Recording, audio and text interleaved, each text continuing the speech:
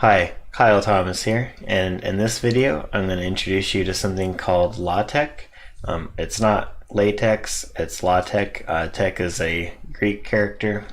I don't know which one, but yeah, people look at you funny if you say latex around them, and they're familiar with LaTeX.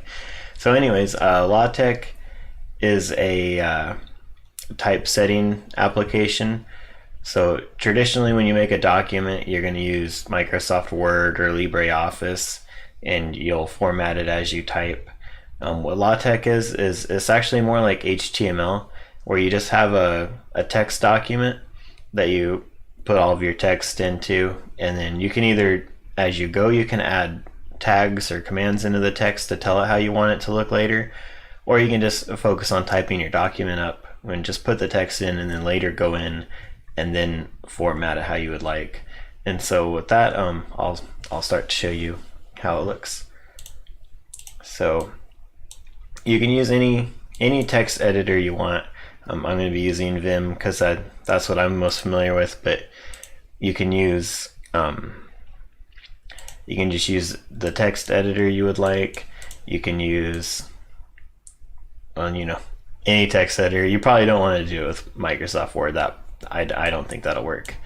And you can install it on any platform that you want to, Windows, Linux, Mac, but I'm a fan of Linux, so that's what I'm going to be using for this tutorial.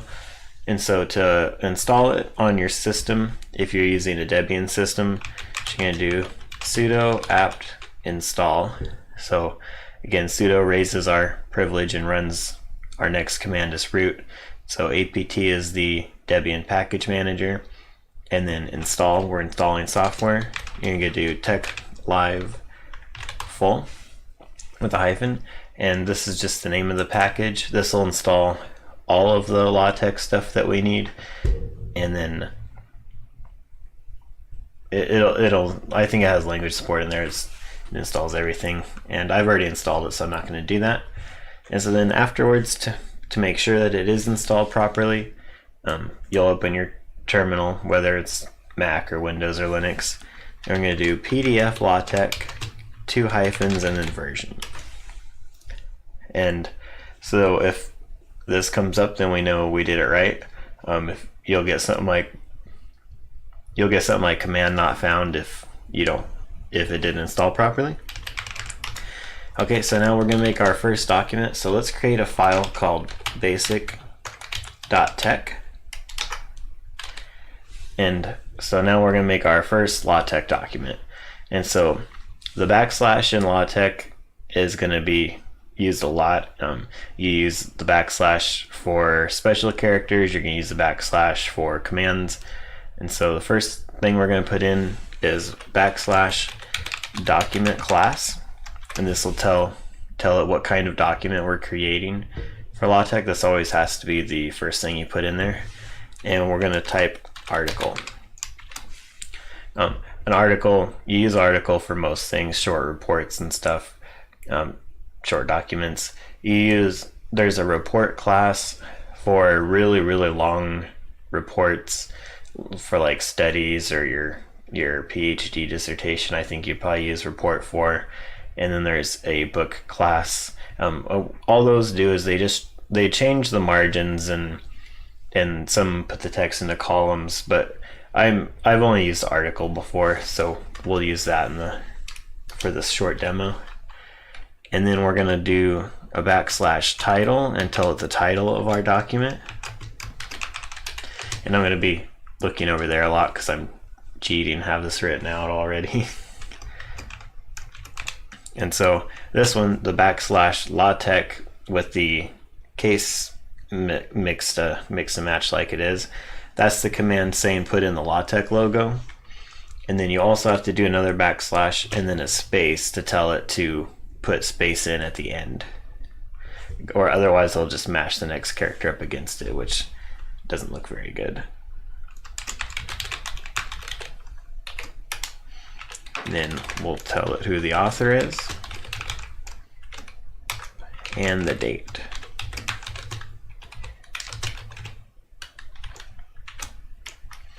Okay, and so that was all called the preamble to our document. We haven't actually, if you just had this, nothing would actually appear on the page when you made it.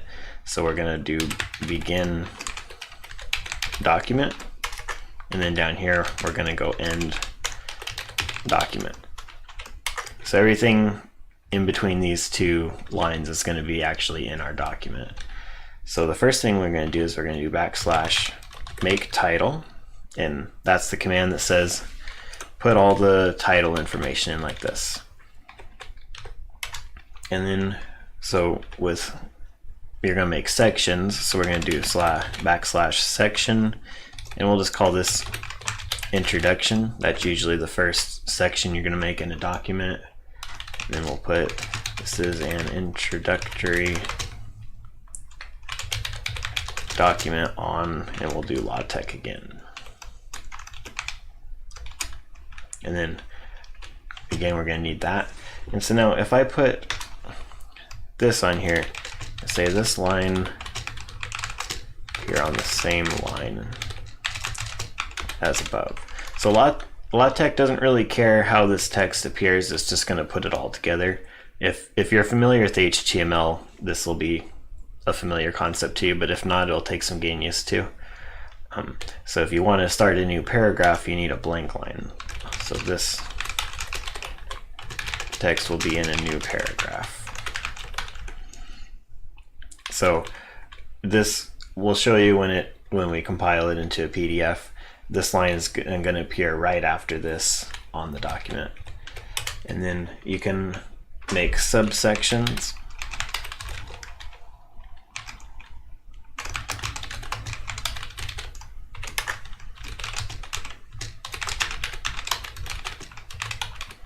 And you can even make subsections, which feels a little weird to type. I think that's as deep as you can go. I don't know how long you can just keep making subsections.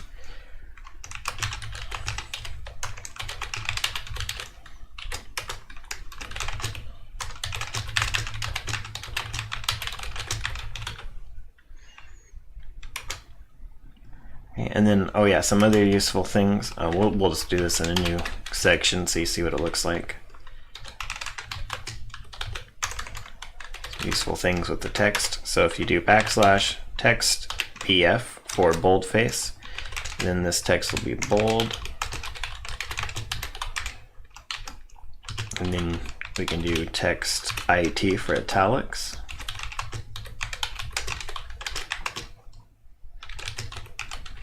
I can't spell italicized, so I'm just going to say it like that.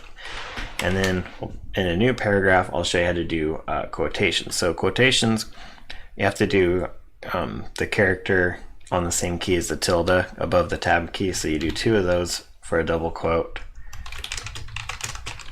And then to end it, you do 2 single quotes to end it, the key to the right of the semicolon. It will look weird if you don't do it like that. I'll show you. If you do it like that, it's not going to look right, and we'll see it in just a second.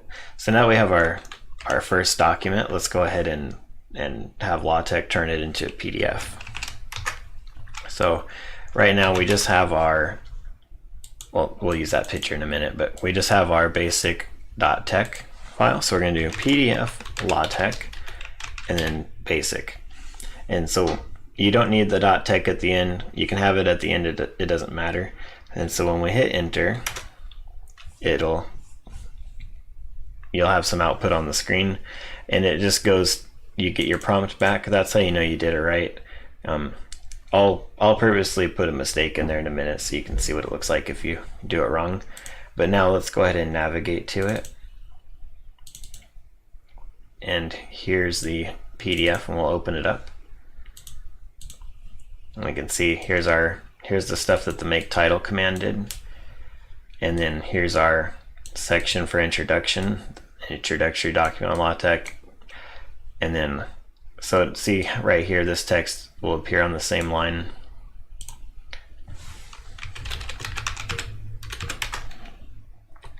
Right here.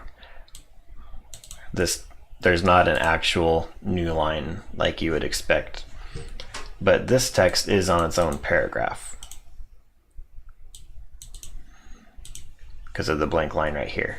And also you can change this behavior, but the default LaTeX is the first paragraph is not indented and the new paragraphs are indented without a blank line between them.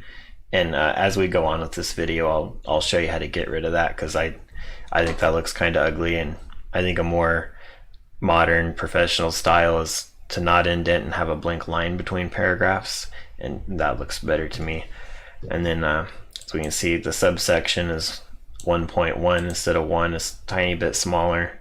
And here's the text in it, and here's our subsection. And then with our new section, it automatically put in a 2, and here's the useful things. So here's the bold text, here's the italics text, and then on our new paragraph, here's the quotes with the quotes properly placed in, and then here's the quotes improperly placed. And you can see this one is backwards from this one. It's not how it should be, and that's why you got to do it that way. And it looks like it did it fine with the closing of the double quotes, but it's still better if you just do single quotes. That's the LaTeX way. And so now the next thing I'm going to show you guys is we're going to put in some math into our document.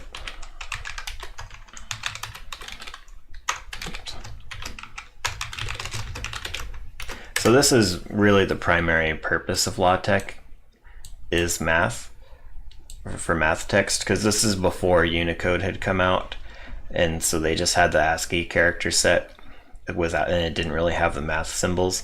So the creator of tech made this so that you would be able to put math in your documents.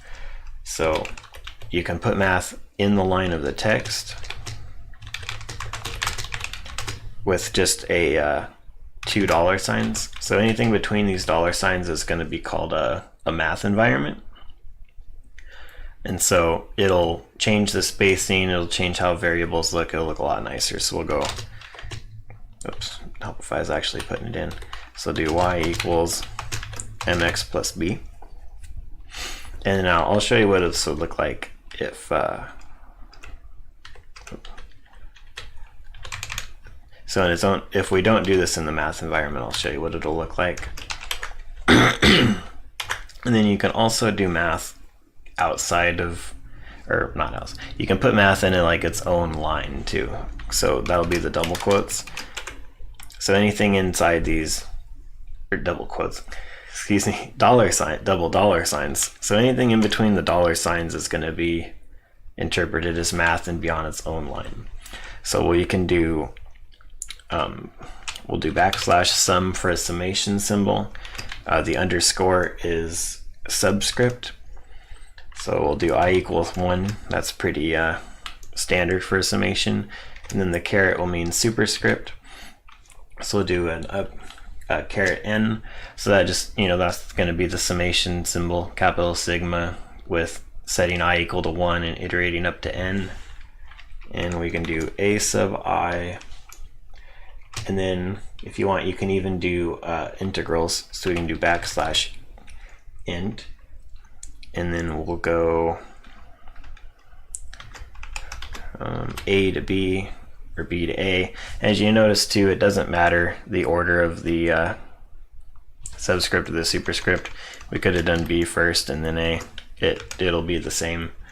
And then after that can be your integration. So we'll do f sub I of x, and then we'll do backslash math rm d and then x. So what this does is variables are normally italicized in the math environment, but d isn't a variable. It's it's saying that this is the derivative of x. So that's why we're going to use that. And then another way we can do the math environment is also with a \, open bracket,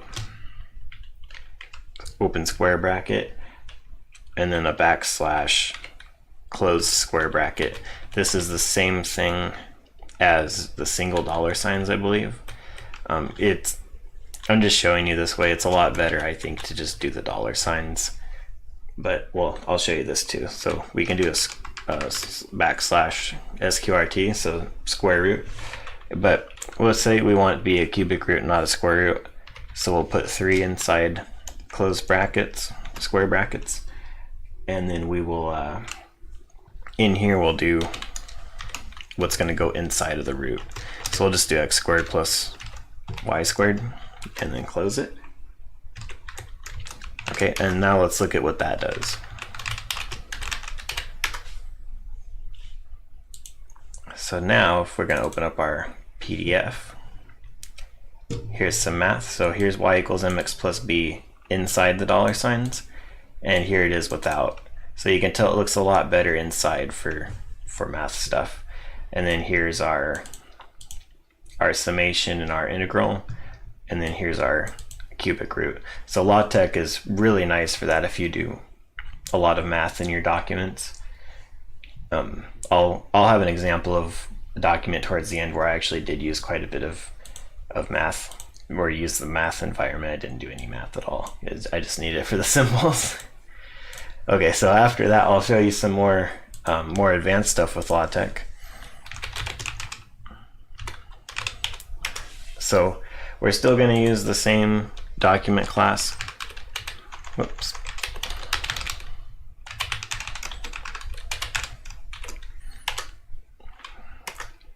So now we're going to use a package. So back here with the our basic one, you notice the margins are huge and it's kind of obnoxious. You can't use too much of the screen. So now we're going to use packages. So this is it. You'll have to look it up if you want the full story, but LaTeX is basically just a bunch of packages and macros on top of the tech engine. And so it's weird, but packages are part of LaTeX that we're going to use. So we're going to use the command \use package, and then everything in square brackets are options, and everything in curly brackets are required arguments to the command. So we're going to tell the package we're using that the margins are going to be 1 inch, and that package that's going to use the 1 inches is going to be the geometry package. And then we're going to include some graphics. So we're going to use the graphics package, which is GraphicX. And then we're going to use a package that I use quite a bit and it's pretty nice. It's called vHistory. It's for making a revision history for your document. And then sometimes you want your graphics to be in a different part of your document, so we're going to tell our graphics path, which is where we put our pictures. So you do 2 curly brackets with this, so I'm not sure why. And my graphics are just in the same directory, so I'm just going to do a /. Okay, and now we're going to begin our document.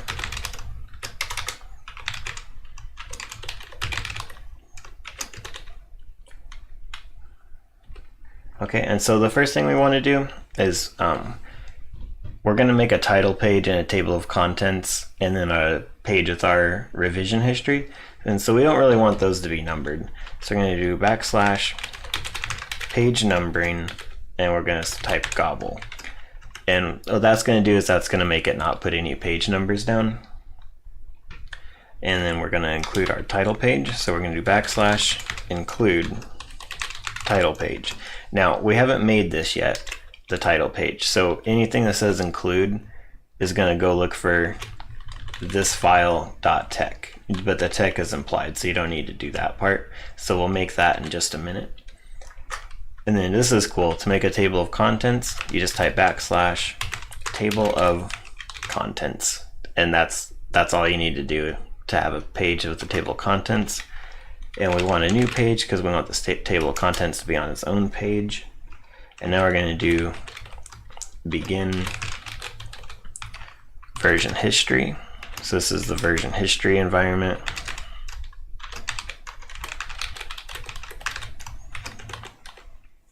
And so in here you do \vh entry, and you put your version history. So we'll do 0.1, and then this the date. So you can do that. You can do it in any format you want. You know, you can type it out.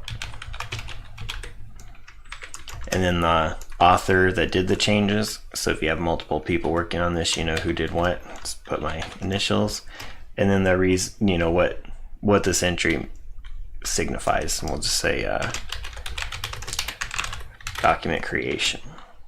And now let's say you know you can put another one into. So we'll say 1.0, and we'll say or document completion.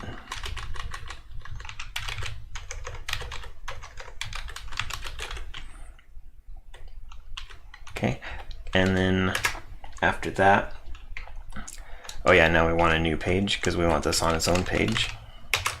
Now we actually want to start our page numbering because our document's starting. So we'll do page numbering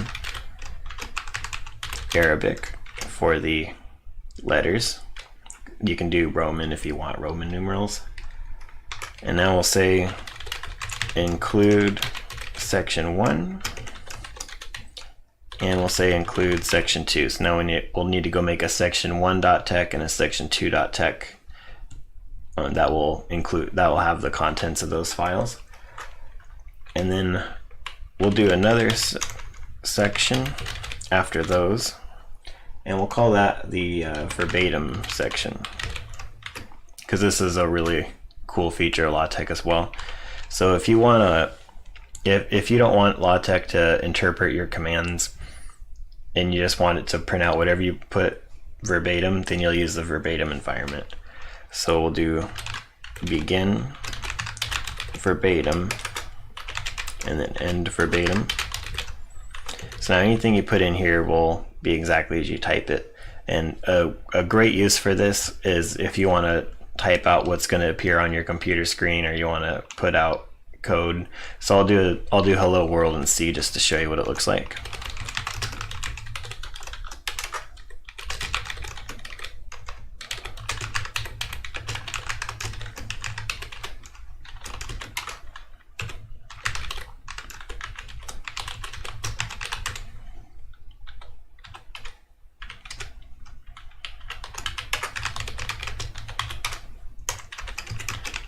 Okay, so this will be, you know, it's not gonna, the \n, I don't know what LaTeX would do with that, but since it's in the verbatim environment, it's gonna ignore it, it's just gonna print it out.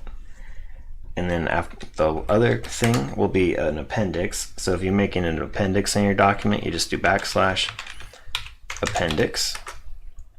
and then \section appendix, and then you can have subsections in the appendix, and it'll be A.1 instead of whatever number you get to by the time you get to that section. So then we'll just say some stuff, and we'll say the stuff. Okay, so now we're quit out of this, and we'll make our title page.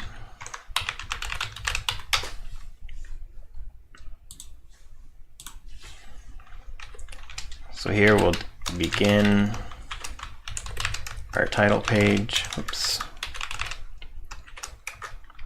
And then we want it all in the center, so we'll say begin center, and then we'll end those. So end center and end title page.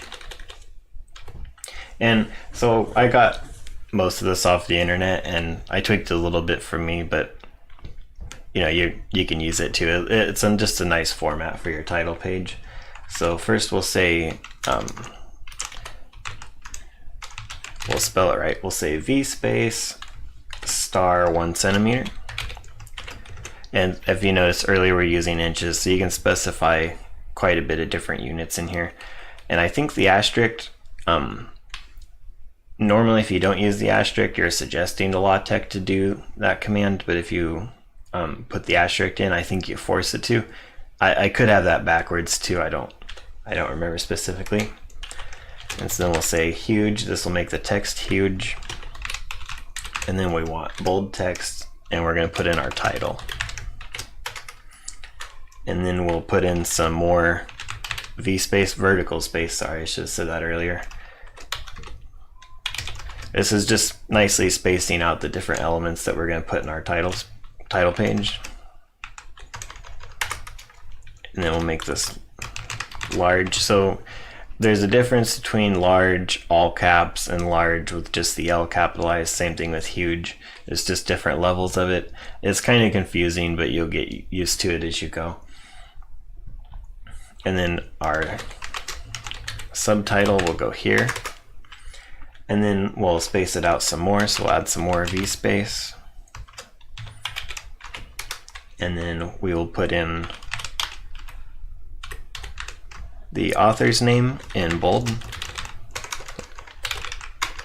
I can spell it right. Oh man, that was bad.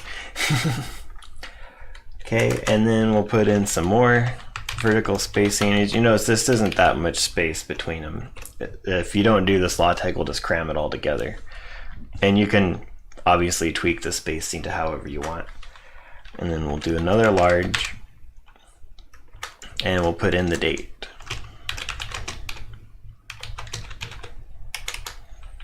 And then we'll put in a logo, so we'll add some more v-space.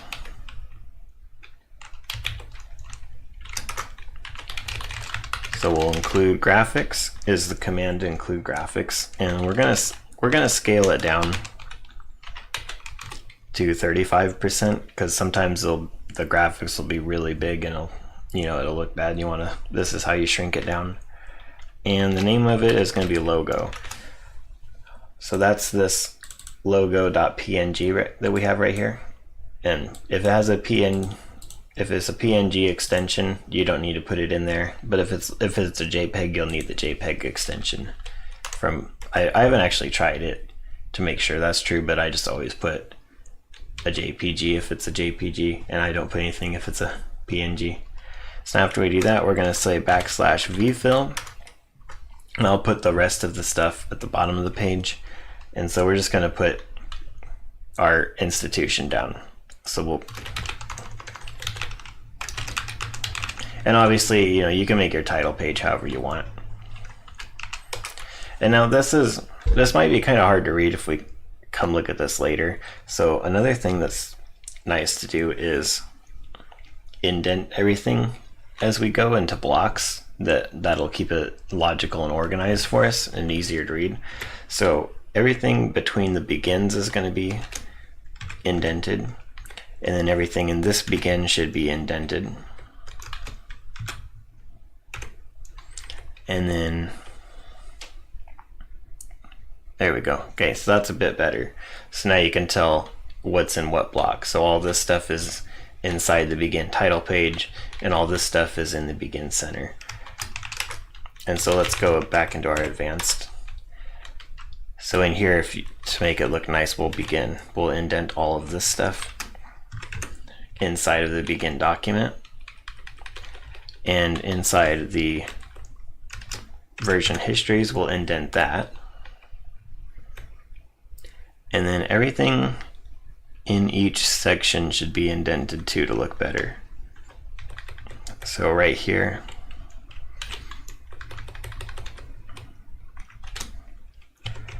and then everything in the verbatim environment. Actually, since that's in the verbatim environment, you don't want that indented at all. So that it would do whatever looks the nicest to you, but this will make it easier to keep organized in your head later. Or not organized in your head, but easier to see what's happening. Okay, so now after we just made our title page, now we're gonna make our sections for the .tex. And we haven't like had LaTeX compile it into a PDF yet because we're not done making the sections. If we try to do it now, because it has these two includes right here, they're not actually made yet, so it's going to complain they're gone. If you wanted to look at it for now, you would just comment it out, meaning you'd put the %sign in front of it, and so that way LaTeX will just ignore it when it goes to make the document. Okay, so now we'll make our two sections. So we'll do section1.tech. And since these are going to be included in the document, you don't need a preamble all the time, the stuff before the begin document, and you don't need the begin and end document. That should all be in your main tech document, which in our case is the adv.tech. So we'll just, in this one, it'll be pretty boring. We'll just say section, and we'll say section 1. And then we'll say this section will be on its own page, because every time you include something, it puts it on its own page. And that is really handy, because it looks a lot nicer if you have a document with several sections, and you'll see in an example in a little bit. And this is also what makes LaTeX great for making documents with other people and collaborating, is each person can work on one file at a time, their own sections, and then you can link them all together later. That's really handy. And then since LaTeX it's just text files, it also works really well with Git for version control. So it's perfect for collaboration with a team. And we'll make our section 2. So for this one, we'll make another section.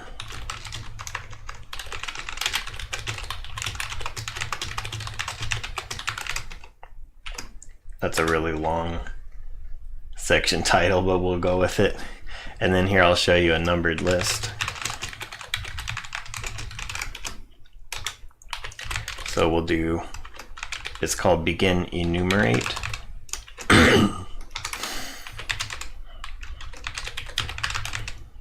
So if you're familiar with HTML, you should be very familiar with this as we go. You should pick it up fairly quickly. And so we'll say an item. So this is item 1, and then item 2. And then if we wanted to make a list that's just indented and we don't want any bullets or numbers, then we'll put in the optional argument for item with just brackets. An indented list. So we'll put it.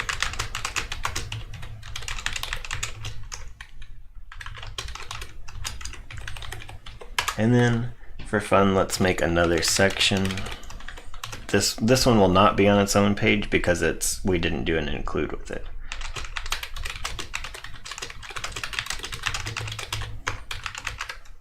Oops, pager. Okay, and now let's do a bulleted list.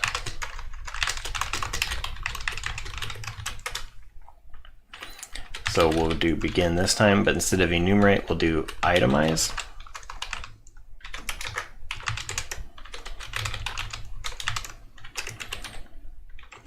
And just like above, item.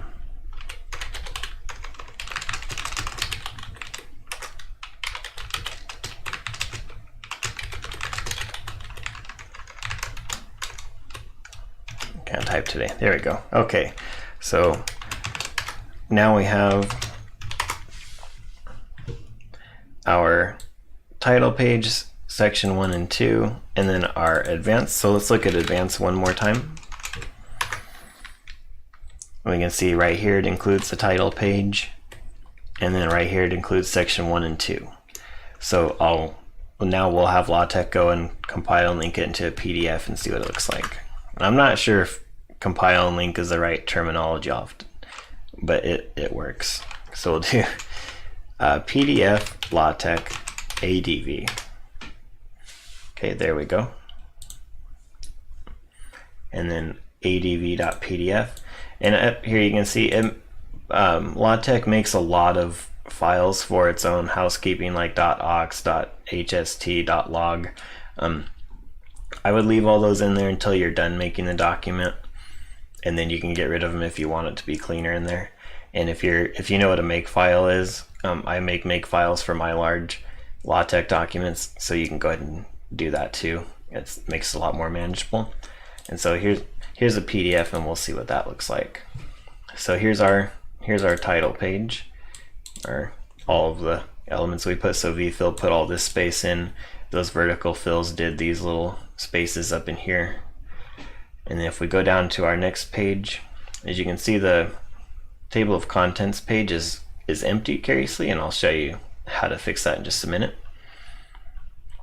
And then here's the reversion history we made, or revision history, and there's it put the stuff that we put in a nice table. And then here's section 1, and it's on its own page. Mouse wheel's not working very nicely. There we go. Okay, and then here's section 2 and section 3, just like we had in those other documents. And so here's the numbered list, here's the indented list, and then here's the bulleted list. And then see, back on its own page, here's the verbatim environment we made. See, it's used a monospace font, and it put everything in exactly how we had it with the white space on the other screen and the \n. And then here's what an appendix looks like. And so now I'll show you the table of contents fix. Let me put this on half the page.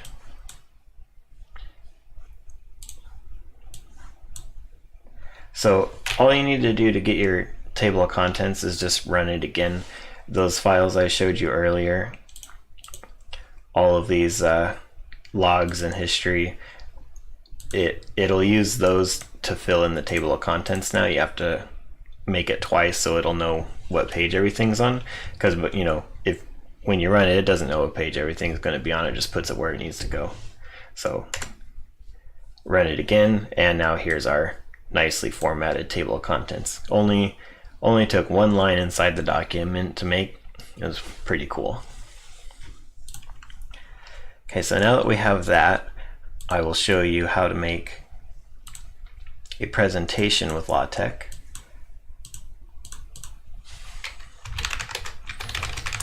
So this is really cool. You can get rid of PowerPoint for forever. So to make a presentation, we're going to use a different document class.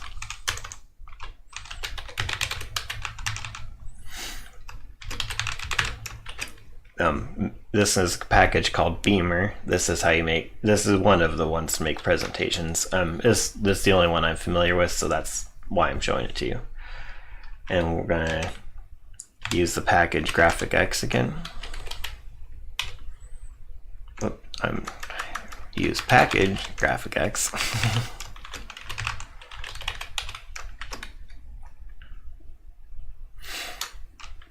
And graphics path / and then we're going to do the same thing with the titles.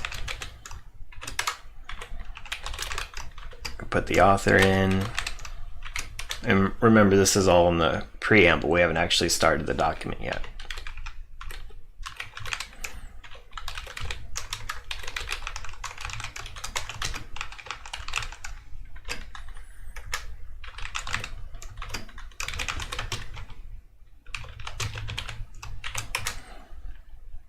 And then the logo is cool.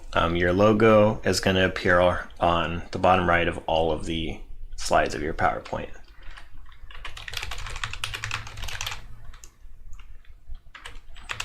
And this time, instead of doing a scale, we'll just say make the height 1.5 centimeters. And then it wants to know where it is, so let's say logo. Okay, now we begin the document.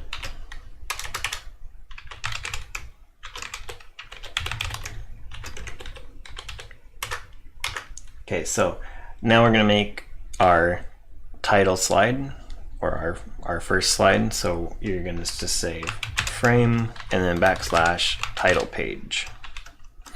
That's all you do for the first slide. It'll automatically create it for you. And now for the other one, we should indent this to look nice. Okay, so now we're going to begin a frame environment, and frames are like slides for the most part. If you put too much stuff in a frame, it'll then go to its own slide. And if you're making a presentation and your text is running into other slides that you didn't intend to, that really probably means that your slide is way too verbose. You know, presentations are supposed to be really minimal and simple so your audience focuses on your speech. So don't overflow your frames with text. And so here's we'll make a frame, and we need our frame title. We'll say our title, that's the title of your slide. And then here's your slide text. And then this is just like LaTeX. It's exactly the same formatting rules. A blank line will make a new paragraph. You can put lists in.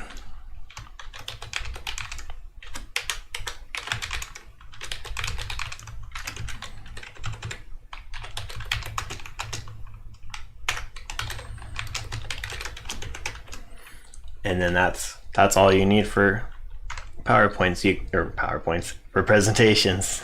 So you can, this whole thing is one slide. So if you wanted to make another slide, you would just do another begin frame and put your content in there and end frame. So now let's go ahead and look at what this looks like.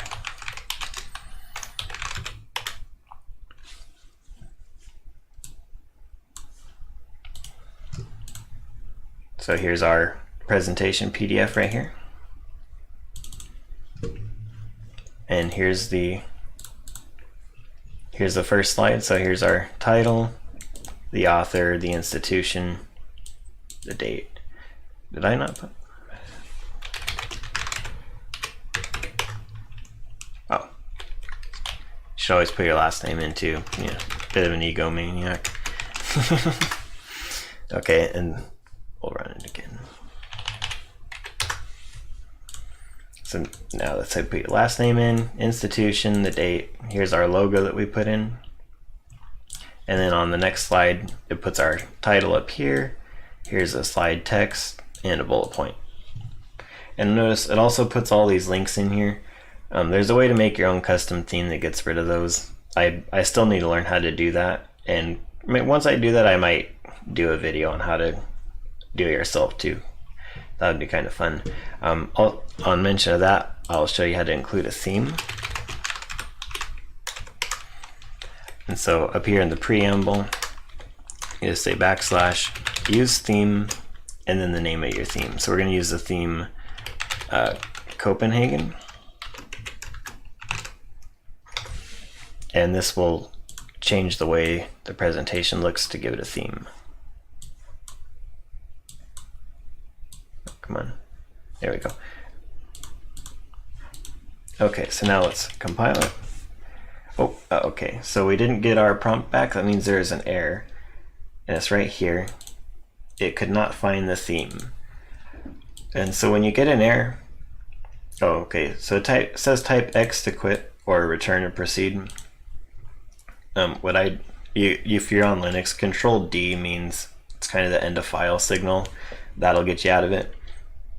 Control C is the signal to stop an app. That doesn't work very well with this, I've discovered. So you can do X and you're done, you return your prompt.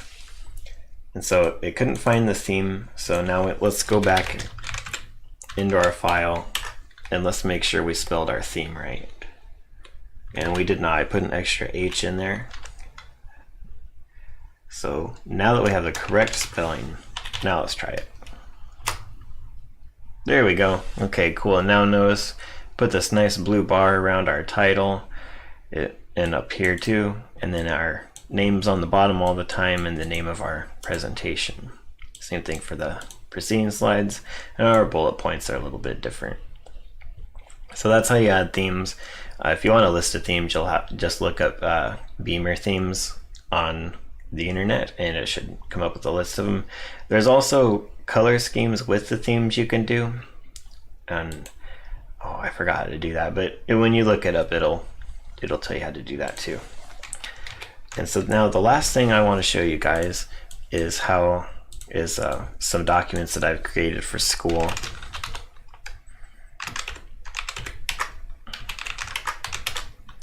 Okay, so this one is a requirements specification that I did for my software engineering class. So all you don't need to know really any of that. It's not requirement specifications, just a document saying what your application needs to do. But so this is a one I actually did for class. So it's an article document class. I set the margins to 1 inch, and what the fancy header package does is it makes it so you can. I didn't like the number of the page being in the center. I want it on the right side, so I use that package to do that. And then this package right here, like I said earlier, I don't like it indenting all but the first paragraph with no line between them. So what this does is this package gets rid of the indentation. It puts a line between the paragraphs. And then right here, I'm using a different page style to put the fancy page style, I think, puts a line in the header. And then the fancy foot with no arguments kind of clears the current options. And then the fancy foot with right with an R as the optional argument, and then backslash the page command. That means put the page number on the right. And then right here I'm including my title page I made. It's the exact same title page we just made. And then my table of contents, and then a list of figures, my version history, and then here's my actual content for the paper. So here's my introduction section, my background, and you can see I have in here, I have math. I use the math environment for variables. The paper is on a Turing machine application, so it's some mathematical concepts, so I needed the math symbols. So here's a itemized list. It's just indented, so it's just an indented list. And same thing down here. And then at the very bottom, I have an appendix, and I use the verbatim environment for files, the sample file that you'd use. And so I'll show you what it looks like when you make it.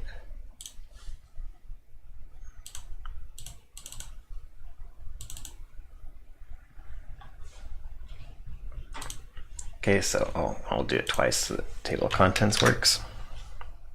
There we go. Okay, so this has kind of a silly name, but so here's a logo included on the title page, the date, here's our table of contents. So it does all this automatically with just the one command inside the document, and it looks great. Same thing with the list of figures. And then here's the revision history. And so now you can see there's a space between paragraphs and it's not indented. I like that a lot better, as I've said. And then let's see. Oh, so here's the math characters. If you go down a little bit more, here's that indented list. And here's some more. See, this math environment was on its own line. Same thing for here. So you can see it's a really great way to get professional documents. I have no clue how I would do some of this in Word. I'd just be banging my head against the wall if I tried that. And then here's a figure I included, that one too. And I'll go down to the appendix. Here's some more of the verbatim environment. It's just supposed to show you what the application is supposed to look like with certain commands. It's a command line application. And down the bottom, yep. So here's the appendix. And then the last document I want to show you this one just because this one is a big document, is over 30 pages. And so this one has several text files. Let's just see how many files there are.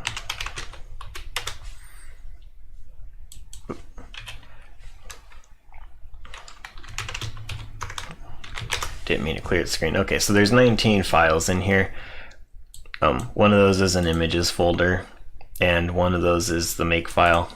Oh, I've been carrying my Vim session around too. But anyways, so 17 text files. So if we go into my design1.tech, it's pretty much the same thing. It's pretty boilerplate for your preambles. But if we go down here, after the figures, we can see here's all these includes. So each of these is its own section, and I did that because these are really long, and so I didn't want this text file to just be this huge unmanageable text file. And so I'll show you an example of one of them. So one of those includes is just, it's just this. It's the same thing as LaTeX that we included last time and put it in. It makes it a lot easier to manage in your head. And so for this one, I used a makefile to manage this one, so it just ran the PDF LaTeX command twice to see, but now I'll show you this one.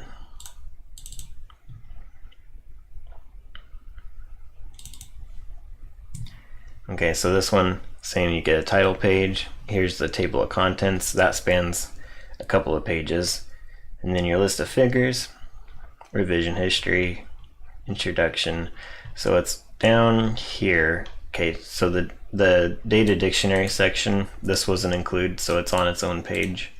And as you can see, so this subsection command is on its own page, input strings. But as you go down, I'll show you each of these is on its own page, but the Turing machine section, it takes up multiple pages, but then the next include puts the next one tape on its own page. So it looks really nice and organized. And then the very last thing for these to show you is citations. So right here you can see it cites the requirement specification. So to get it to do, and I'll show you it at the bottom. So right here down in references, it has it so that LaTeX makes it really easy to do this as well. So we'll go back into our design document. Okay, so right here in our introduction, we do text TT and then the name of it, and that just makes it typeface. I'll show you again what it looked like up here. Right here, that's what it looks like. And then this one in the brackets, that comes from right here where you do \cite fine. And so it says fine right here. So now you go to the bottom of the document in our bibliography. So we made a new page, and you do begin bibliography, and then in curly brackets you put how many entries in the bibliography you're going to have, and I only have one. And so you do \bib item, and it says fine here.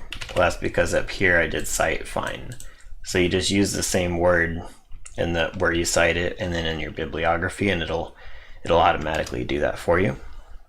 And then this isn't anything special. It's just the citation. It's just going to put it all in one line like it should be. But here I put it in multiple lines, so it's easier to read when I was editing the document.